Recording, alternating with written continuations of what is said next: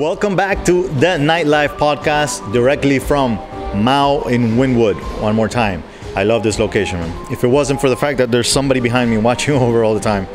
So remember to follow us at nightlifepodcast.com. You follow me on Instagram at the Nightlife Entrepreneur. You find us on YouTube, on iTunes, Spotify, wherever you want. And today we're going to do another one of those short episodes where I answer one of your questions. As a matter of fact, today I'm going to answer one question that is the most asked question of all time. What is a good promoter deal? What is a good promoter deal? All right. First things first. There are two types of promoter deals or two types of promoters: sub-promoters, main promoters. I'm hoping you guys are all starting as sub-promoters first, then work your way up to main promoters. Don't try to skip the line. For a sub-promoter, what a good deal is simple and is just based on two things: per head or productivity plus commission. You don't want a salary unless it's something that you really need to feel comfortable with and you grow into that. Anybody who's a main promoter should not be giving a sub-promoter a salary unless they earn it. All right? So no salaries, productivity, it's best. You can grow, and believe me, you will if you follow the steps. Number two, the main promoter. What is a good deal for the main promoter? Okay, so let's start from the bottom up. What is a bad deal? Salary, again, okay? I just did an episode about a group of people in Taiwan who had a salary pretty much and were trying to grow a Wednesday night, and it just doesn't work that way. You need to be able to grow, and you need to be able to feel it if it's not good. When things go down, everybody should feel it, and when it's good, everybody should celebrate. So try to stay away from salaries because it's just not it's not good for the business in general. All right. Number two, bad again. Not having any kind of bar percentage and being concentrated 100% on the door. The bad thing about this is the fact that you're gonna concentrate on charging people at the door and forget about the bar, meaning you're most likely not gonna care about sales at the bar or at the tables, and this is not good usually for the owners. This is one of the reasons I see a lot of promoters and owners not have a good relationship. The owners feel that when they do this deal, and they keep 100% of the bar, they're doing something great because that's their thing and they don't want anybody touching it. And you give the promoters the door because it's just a door. Whatever. No. Yeah, you might have $20 at the bar and a $2,000, door, because that is kind of the range. 10% of whatever the bar sells is what your door will do.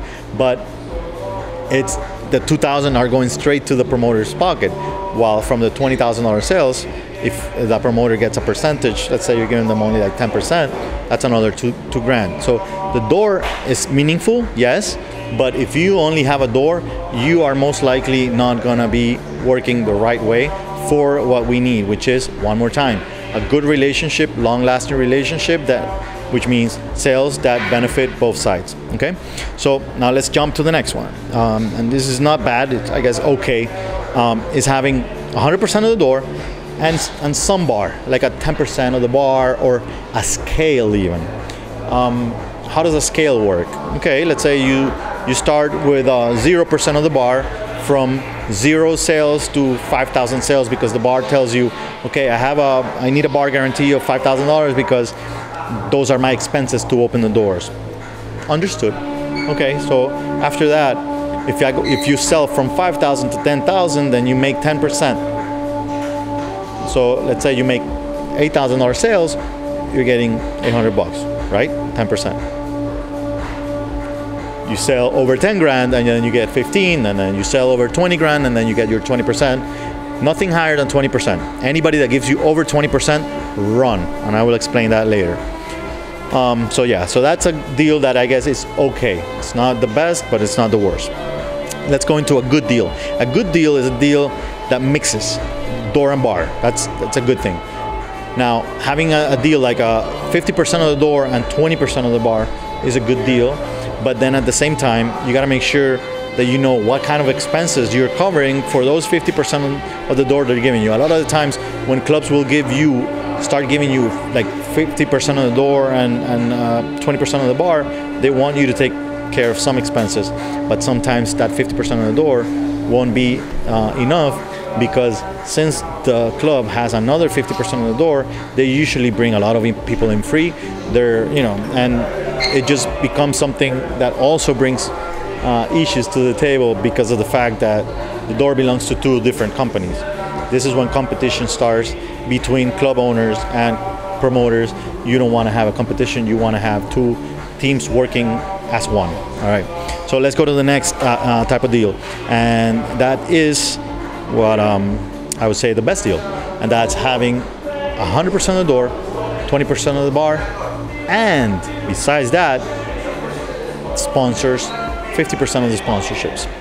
What do I mean by sponsorships? I mean anyone that is going to help you, anything that's going to mean a dollar towards the business, that is not a door sale or a bar sale. Anything that means free liquor, anything that means, anything that comes in as sponsorship that is found through you. You got to understand this. This is not what the club gets on their own. This is what you bring to the table. You bring something to the table. Let's say that you find a company, a liquor company that's willing to give you $2,000 to spend on ads, on sponsored ads. Dude, take that money. You're gonna use it towards your night, right? But they're usually gonna tell you, okay, all I need from you is that you gotta buy a certain amount of cases. Now the club has to buy that, so that's why you split this, because it's a benefit that you're bringing to the table, but the club has to make a purchase, so you gotta be on the team, all right? 100% of the door, 20% of the bar. That is the best deal that you should be getting. Why no more than 20% of the bar? And I hear a lot of people getting deals of like 30% of the bars and sometimes even more. The reality is, after owning a few clubs, you learn right away that there's a certain percentage that a club is going to bring back to the table. If you're in a restaurant business, it's going to be between 16 to 25%. If you are in the nightlife business, it's going to be a little more, but it's going to be between 20 and 40% profits. Whatever your sales are, 20 to 40% of that is what the profits are going to be. So if you have one night in one club and that one club is giving you 20% of their bar, you are their partner that night. So expect to be treated that way, but also make sure that you're treating the club and your partner, which is the club owner that day, respectfully too. All right. So after all that, you know that what a good deal is, what a bad deal is, and somewhere in the middle, which, by the way, you got to grow up towards being able to get 100% of the door and 20% of the bar, sponsorships, all that. What about perks? Okay, perks are drinks, bottles, and food. Those are the only things you should be getting from the club. How many? Depends on the team that you have. On average, we use 4 drinks per promoter. So I have a team of 30 promoters right now. 30 promoters times 4. That's a lot of free drinks. But that means that if I'm getting 4 drinks per promoter, I can't just give every promoter 4 drinks out unless they're bringing people. The way that we're doing this is we give each sub-promoter 2 drinks when they arrive and 2 drinks when they already show that they have a certain amount of people at the door. So you can move that around all you want, but in the end, make sure that you're controlling this. You don't want all those drinks out there. Same goes for the bottles that you're getting. The bottles that you're getting need to be controlled, meaning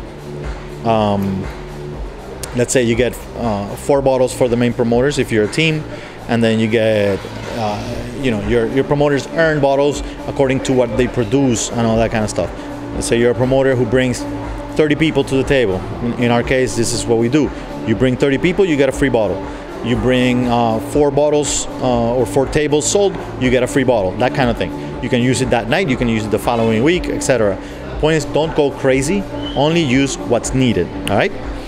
Food just depends on the venue, if you're working at a restaurant or not. If it's a restaurant, it's great to have food. As a matter of fact, one of the things that are growing nowadays is those pre-parties, which are based around food, dinner parties. It's always good to have food for ladies, especially for the ladies, and of course yourself, whoever's the promoter. Also make sure that you're getting perks different nights, that whatever night of the week that you go to that place where you're working, you're getting for free, you get a couple drinks, if the bartenders will treat you right and all that kind of stuff. And the last thing that you need to get from a club is a budget, meaning they need to help with the stuff that they're gonna use anyway, meaning DJs, entertainment, door staff, that kind of thing. The only moment where you're gonna start paying for those things is when you get 100% of the door, 20% of the bar, and sponsorships. But make sure that you're not paying for all of it. You gotta split between the club, they're getting most of the cut, and you're the one bringing the clients. So hope you understand and got to learn a little bit about what a good deal is for a promoter. And then next week, we'll see what we'll talk about. Say hello over there. See you next week. Remember, the Nightlife Podcast, I almost brought this down. The Nightlife Podcast, nightlifepodcast.com, the Nightlife Entrepreneur on Instagram, and iTunes, Spotify, YouTube, wherever you want to go.